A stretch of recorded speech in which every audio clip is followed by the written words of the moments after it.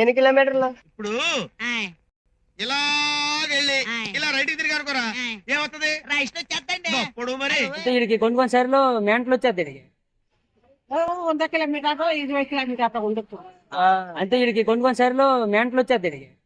शैतान गली खतरा महल अंधेर नगर और शमशान के అంటే హాస్పిటల్కి వెళ్ళాలి, ఎర్రగడ్డ మెంటల్ హాస్పిటల్ తెలుసా? చర్చి లేదా?